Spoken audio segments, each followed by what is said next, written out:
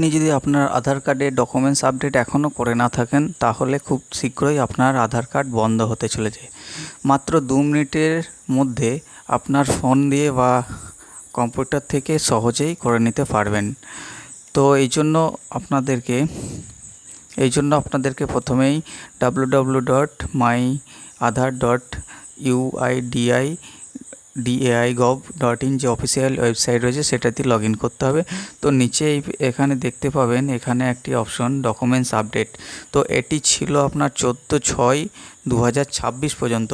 তো এটাকে মানে এক্সটেনশন করে 14/6/2027 মানে প্রায় 1 বছর সময় এখন দিয়ে দেওয়া হয়েছে। তো এবার প্রশ্ন হলো কাদেরকে এই আপডেট করতে হবে, কাদেরকে আপডেট করতে হবে না। তো এখানে দেখুন একটু নিচের দিকে আসার পর এখানে চেক আধার ভ্যালিডিটি বলে একটা অপশন পাবেন। এখানে আপনারা ক্লিক করবেন। তো ক্লিক করার পরে এখানে আপনার আধার নাম্বারটা দেবেন। ঠিক আছে, আমি একটা আধার নাম্বার এখানে দিয়ে দিচ্ছি। তারপর এখানে ক্যাপচার বসিয়ে এখানে চেক করতে পারবেন কার আধার কার্ডে আপডেট লাগবে কি লাগবে না। দেখুন এই আধার কার্ডটা আমি চেক করলাম, তো এখানে কোনো নোটিশ আমাকে এখানে দেখাচ্ছে না। তো এই আধার কার্ডটা ঠিক আছে। তো আর একটা আধার কার্ড চেক করে আমি এখন দেখব।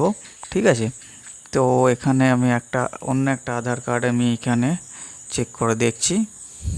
তো দেখুন এখানে কি দেখায়, এখানে ক্যাপচারটা বসিয়ে দেবেন।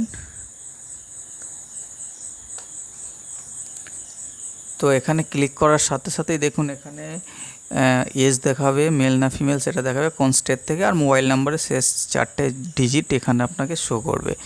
তো এখানে দেখুন this Aadhaar number require document proof of identity POI আর documents and proof of address POA।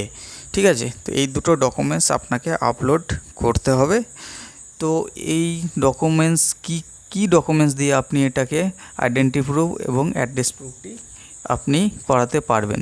তো তার জন্য এখানে ফর আধার এনরোলমেন্ট, ঠিক আছে, তো এখানে আইডেন্টি প্রুফ এবং অ্যাড্রেস প্রুফ হিসাবে কি ডকুমেন্টস এখানে লাগবে। দেখুন যদি রেশন কার্ড থাকে, রেশন কার্ড তো সকলেরই আছে, তো এখানে আপনি রেশন কার্ড দিলে দুটোতেই আপনি যদি ঠিক থাকে দিতে পারেন। আপনার রেশন কার্ড যদি ঠিক মনে হয় সব কিছু ঠিক আছে তাহলে দুটোতেই অ্যাড্রেস প্রুফ এবং আইডেন্টি প্রুফ হিসাবে দুটোই আপনি রেশন কার্ড ইউজ করতে পারেন। আর না হলে যদি ভোটার কার্ডে আপনার সমস্ত কিছু ঠিক থাকে তাহলে এখানে ভোটার কার্ডকেও আপনি একটা ডকুমেন্টসকে দুটো প্রুফ হিসাবে ব্যবহার করতে পারবেন, প্রুফ অফ আইডেন্টিটি এবং প্রুফ অফ অ্যাড্রেস। তো এটা অফিসিয়াল ওয়েবসাইট থেকে ডাউনলোড করা। তো এইরকমই বিজ্ঞপ্তি এখানে দেওয়া হয়েছে। আর যদি ড্রাইভিং লাইসেন্স থাকে তাহলে অনলি প্রুফ অফ আইডেন্টিটি হিসাবে আপনি এটাকে ইউজ করতে পারবেন এবং প্রুফ অফ অ্যাড্রেস হিসাবে আপনাকে অন্য কোনো ডকুমেন্টস আপলোড দিতে হবে। ঠিক আছে, তো ভোটার রেশন কার্ডের মাধ্যমে আপনি সহজেই করতে পারবেন। তো এর দুটো কমন ডকুমেন্টস, এই দুটো ডকুমেন্টস তো আপনাদের সকলেরই আছে। তো এবার কি করে করবেন সেটা আপনাদেরকে একটু দেখিয়ে দিই। তো এখানেই লগ ইন হয়ে যাব।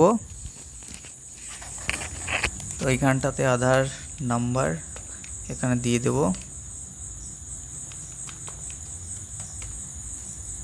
এখানটায় ক্যাপচার আসবে, ক্যাপচারটা এখানে ফিল করে দেব, এই OTPর মাধ্যমে লগ ইন করব।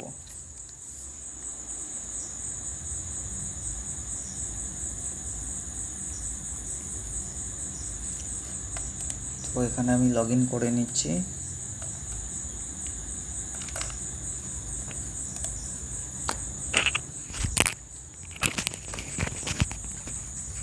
ঠিক আছে, এখানে লগ ইন হওয়ার পর এখানে আপনার নাম দেখাবে, সমস্ত কিছু দেখাবে।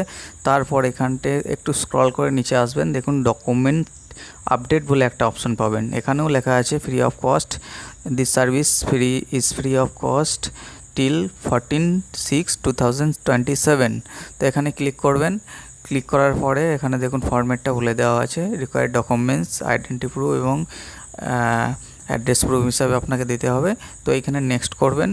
নেক্সট করে দেখুন এখানে আপনার ডিটেলসটা দেখাবে, এখানে আই ভেরিফাইড বলে অপশনে ক্লিক করে নেক্সট করবেন।